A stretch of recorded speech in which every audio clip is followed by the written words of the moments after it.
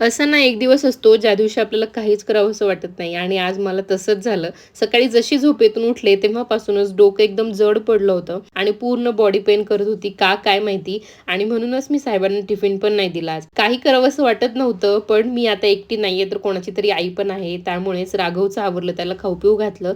घरातलं थोडंफार काम आवरलं आणि त्यानंतर मला जायचं होतं. घराचं काम चालू आहे तिकडे, कारण आज फ्रंट साइडचं प्लास्टर सुरू आहे आणि कामगारांनी तिकडे बोलवलं होतं. पण जाताना मात्र मला एवढं ऊन लागलं, भयानक ऊन लागलं तिकडे गेल्यानंतर आणि मग मला लगेचच परत घरी यावं लागलं, कारण एक पार्सल आलं होतं म्हणून. माझ्या या बेबी आणि फ्रीझ हेअर्सचं काय करावं ना, काहीच समजत नाहीये. आणि माझं हे एक टेन्शन दूर होत नाहीये, तोवरच दुसरीकडे या आजी नातवाचं काय चाललंय ते पहा. आम्ही आजीकडून गेम कसा खेळायचा हे पण शिकून घेतोय आणि यांचं हे आजचं सेशन मात्र संपलं.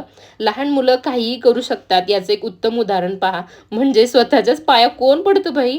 इतक्या लहान वयात ओसीडी असलेला हा माझा पोरगा अंथरुणाचा कोपराही त्याला नीटनेटका पाहिजे असतो. तर ना असा झाला आजच्या दिवसाचा शेवट. भेटूयात पुढच्या मिनी ब्लॉगमध्ये. तोपर्यंत बाय.